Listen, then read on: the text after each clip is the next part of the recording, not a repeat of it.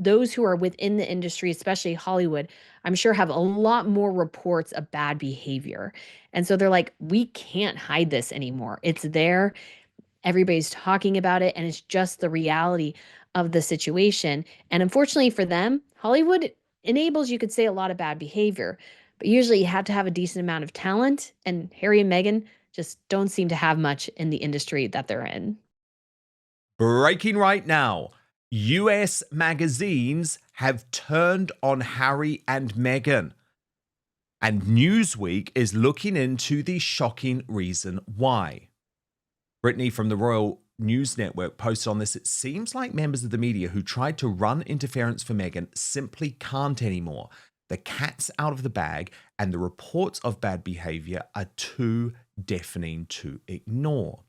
Now, I'm absolutely fascinated by the fact that it was the US magazines that burst Harry and Meghan's bubble, because, of course, reporters like me here in the UK had for so long been telling the truth about the actions of Harry and Meghan, but for some reason, maybe it was because of the woke tendency, maybe it was because of Black Lives Matter, maybe it was because things are much more on the left when it comes to the coverage out of New York and California. The magazines were not prepared to catch up.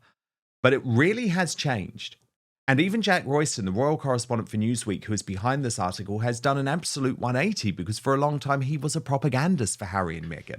But now he writes that Prince Harry and Meghan Markle's US empire has been under mounting pressure after a series of high-profile articles in American magazines. The Duke and Duchess of Sussex have long hated the British media and framed their declining popularity in the UK as a product of tabloids poisoning the well of public opinion. However, more recently, US magazines have been the outlets throwing the Sussexes into crisis mode. Let me bring in the aforementioned Brittany from the Royal News Network now. And Brittany, it is really worth looking through this article and exactly the key moments where the American media changed their position on Harry and Meghan, starting with the cut. Meghan of Montecito. On the surface, Brittany, it was a positive profile piece. But the argument that Newsweek makes is actually this was the beginning of the turn in the mainstream media. Yes, it definitely was. I remember reading through the article at the time and going, oh my gosh, there's so many weird things in there. Like her trying to grunt to reflect like the sound or the emotion she was feeling or something. And I think you get the sense from that particular article that the author was like, okay, I see the image Meghan wants to project, but when I spend time with her, I see a different side here. So the two things aren't connecting. So she was very subtle in how she did it because it was positive and glowing, you could say, but also these little weird things like seeming like she says, oh, I go to pick up my kids all the time. And then they were all surprised to see her there. So there were just little inconsistencies, thrones in their office and stuff really did portray them, I think, in a negative light. And that just started sort of eroding things. But what I think is interesting about Jack Royston is I think his catalyst was really Harry's situation with African parks. Because Jack Royston, if I remember correctly, has written quite a bit on that and how that there just seemingly wasn't any action from Harry. And the real problem, of course, for Harry and Meghan has always been themselves. They are their worst enemies. What they say, what they do is always contrasted with the reality of the situation. And so I think what is happening with the US publications is that I think they kind of bought into the idea that the negative coverage of Harry and Meghan was only due to racism. Obviously, that played into BLM and everything like that. But now that that's sort of ebbing away, people are coming to the realization is like, hey, no, things aren't totally right here. And those who are within the industry, especially Hollywood, I'm sure have a lot more reports of bad behavior. And so they're like, we can't hide this anymore. It's there. Everybody's talking about it, and it's just the reality of the situation. And unfortunately for them, Hollywood enables, you could say, a lot of bad behavior. But usually you have to have a decent amount of talent, and Harry and Meghan just don't seem to have much in the industry that they're in. And I mean, recently the cut has totally turned. They're not even hiding it anymore because, of course, after Polo, they ran that famous headline which had cut through in the mainstream media. Harry and Meghan's projects can't stop flopping. And I think, Brittany, there is one of those things that the mainstream media can try for a long time to drive a particular narrative, but eventually the truth has to catch up even to them. But there were It other does. examples which Newsweek tackle. So I think the next one was Variety magazine, Brittany, and this was really interesting because, of course, Variety is one of those Bibles in Hollywood. It really doesn't turn on stars very much, but the magazine made it clear that Meghan 2.0 was just not working. It wasn't. And they were all sort of seeing the writing on the wall. And again, because Variety is an industry publication, I'm sure they're hearing from WME, which Meghan signed with. And they actually, I think, did an article in conjunction with that, with Variety and that huge spread that they did on her as well. And so they're hearing all these things going on. And then you can't avoid the reality of the numbers. And all of Hollywood knows as well. Like I love documentaries. I have found all of theirs to be a bore. They're overly bloated, they lack focus, and they just don't seem to be able to catch the story. And I think Hollywood as well is sort of not in the same way, but a bit has that royal family tendency where they want people they know can keep confidences. And Harry and Meghan went on Netflix and blasted to the entire world how awful their family was. And the people in Hollywood are sitting there thinking, well, what's going to happen to us if we get on their bad side? So, best to keep them at arm's length in the first place because they don't want to deal with the backlash of, let's say, getting on the wrong side of Harry and Meghan. But I think as well, the dismal performances they have done on multiple levels, how difficult they are to work with, all of that is getting in the industry. Everybody wants to keep them at arm's length. Nobody is impressed. We need, I don't know, Megan 3.0, 4.0, whatever she's on at this point. But I think Megan to be successful, she needs a fair amount of self reflection at this point. And that seems to be something she is incapable of doing so far. Then Newsweek actually credits themselves, and I think this is fair enough, Brittany, because remember, they were the first organisation stateside to actually run detailed polling into the popularity of Harry and Meghan. Again, it was something that many British outlets had conducted, but I think it was a moment for Newsweek to actually wake up and think, goodness me, the people who we're writing for really don't like these guys, and there's probably good reason for it. Exactly. And Dan, you saw everything that they did to the royal family. So did everybody else in the world. And people aren't dumb. They see this acting out and they're like, well, I would feel terrible if my family members treated me this way. Harry was close to his brother. Now he's not. She seems to be the catalyst for a lot of bad behavior. And so people observe and they were catching on to this situation. And I will say in the United States, I don't meet too many people, really anyone who ever really likes her. But Hollywood and definitely in Los Angeles area and New York, it would probably be a bit different and a couple other liberal hotspots around the country. But the United States is huge. And there's this area called the flyover country because, you know, people fly from New York to Los Angeles, but there's this entire country in the middle there. And I don't think in much of the middle section of the country or elsewhere, people really like them that much. And the polling reflects that. So no matter how much the Sussex squad moans and calls to the contrary, they're just not well liked. And they haven't done anything to sort of right the ship yet at this point. So it's just going to keep getting worse and worse for them. Then I would argue the most damning, Brittany, and Newsweek, I think, agrees, is The Hollywood Reporter, because that article confirmed all of the reporting that people like me had done for years. But what it did was translate Meghan's bullying behaviour towards staff from Buckingham Palace, from the UK, to Hollywood, to Los Angeles, to Montecito, and it took away every argument that both Meghan and Meghan's friends and Meghan's allies had made for some time, which was there was a cultural difference. Brits had struggled to understand Meghan. She wasn't a bully. She was just American. That was sort of the argument. And then all of a sudden it's like, oh, all of these staff members who are having huge issues with Meghan, as revealed by The Hollywood Reporter, are American themselves. Exactly. And it came from the Hollywood Reporter, again, another industry insider. And it said a lot of what I had been suggesting as well, which is that they make poor decisions, that she always thinks she's right. She can't take advice. Like it was very simple there. I mean, I think maybe the article itself was probably less than 500 words, but it said everything that people like yourself and other people had been reporting for years, especially in the United Kingdom. So it sort of destroyed this argument that they had that was basically just the press hated them and wanted to smear them. But in fact, a press within their own industries, like, no, people generally like him, was the assessment, and they just think she's terrible. That was literally a quote, she's terrible. They don't like her, they tend to like him, is their employees experience, but he also enables her worst behavior. And so the cultural differences, nothing to do with Harry and Meghan's problems. Harry and Meghan's problems have always been Meghan, most notably, and Harry for enabling Meghan. So they can't get away from it because the problem is them themselves. So the Hollywood Reporter, like, I did a video calling Buckingham Palace, the British press, you guys were 100% right.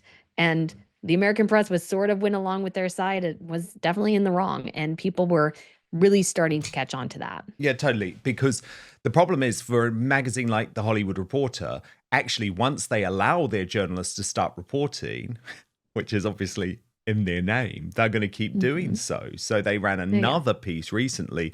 Is Meghan Markle's new cooking show her last chance at Netflix? But the whole presentation is very much in a way that seems to be mocking Meghan. And of course, that was very, very different to what it used to be like. But Brittany, interestingly, there's also an increasing focus here in the UK on Prince William's own battles with the media.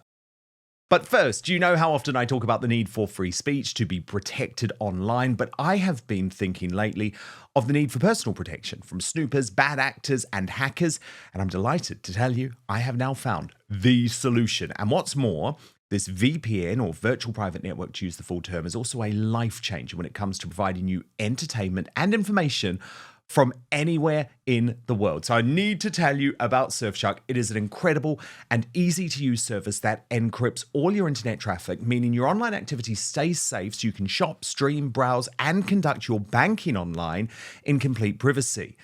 But the thing is, the benefits of Surfshark actually go way beyond keeping you safe online, because this app allows you to access your favorite entertainment and news shows and channels anywhere in the world. That includes streaming services, by the way, like Hulu, iPlayer, HBO Max, and Peacock.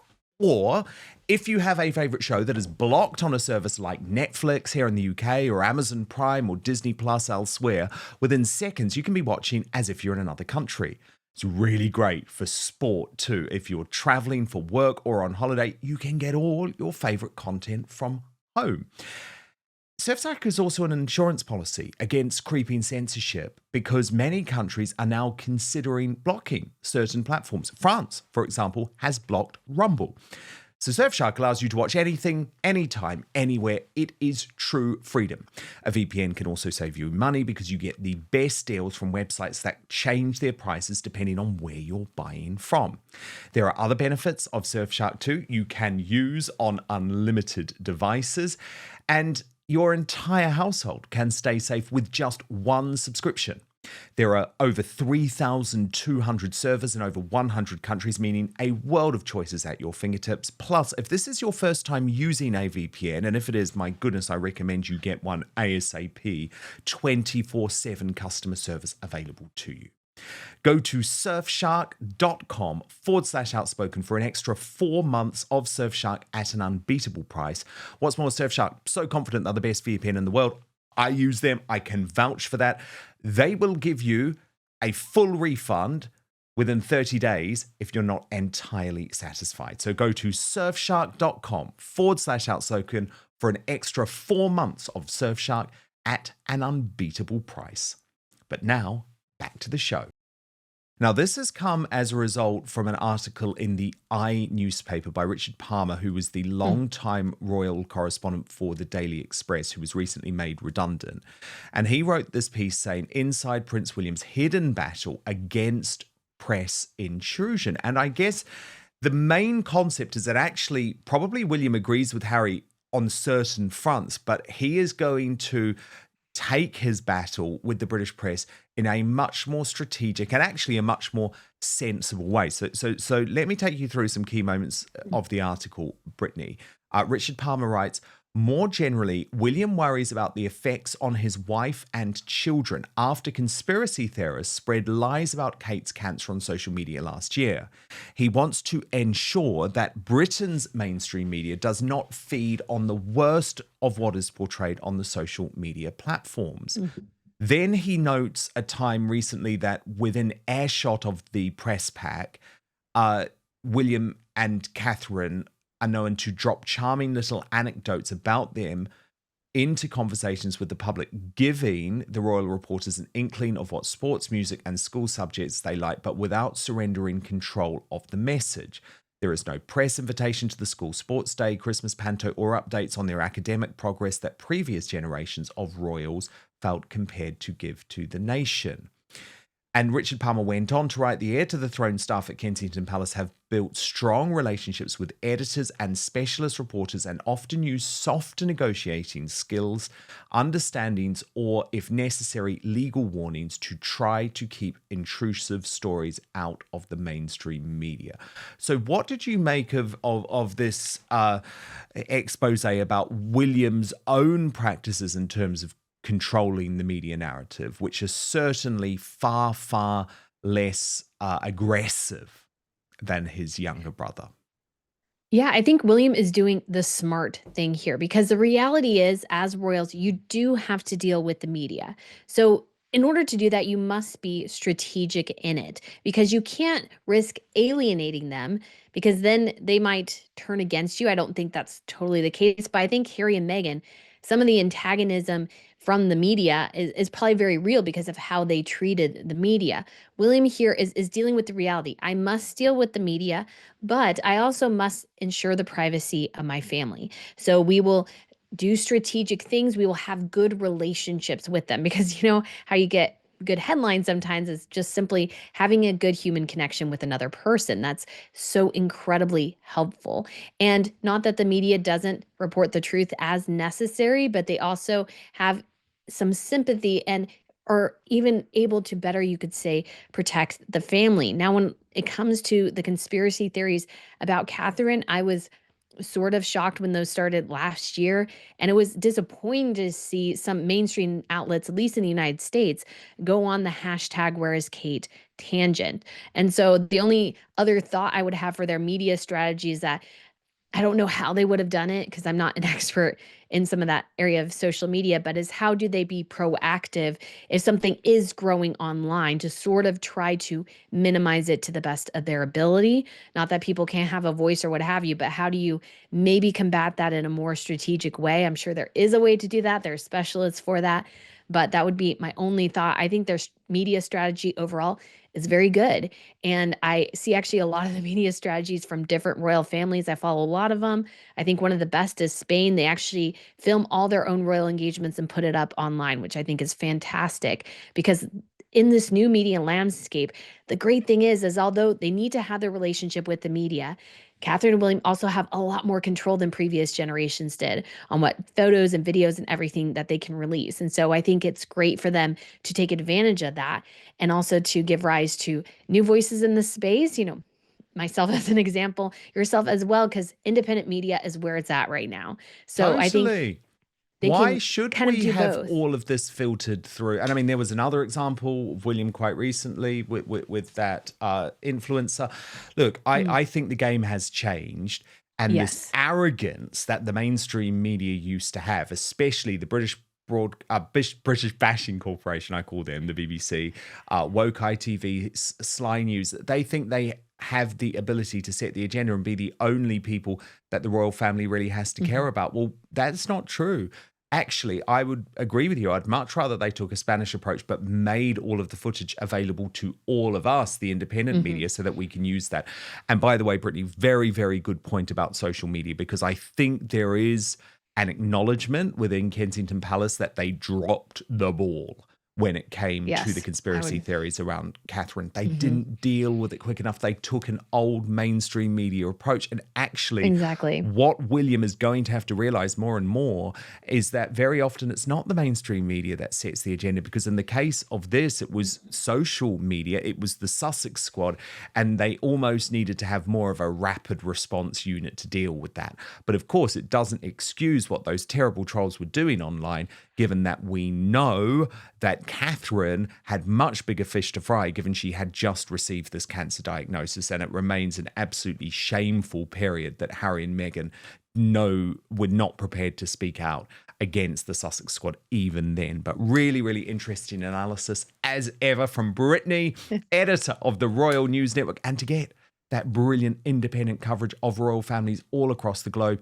I really recommend you follow the Royal News Network on YouTube, subscribe to that page, because as Brittany says, very, very soon, the great thing is you're not going to have to rely on the likes of Chris Ship at ITV or Cameron Walker at GB News for your royal news, because why get it from people like that who have a clear bias, for example, towards Harry and Meghan, who are very controlled by the Sussexes? No, get your media from independent sources. But Brittany, so brilliant to speak, and look Thanks, forward to Dan. having you back next week.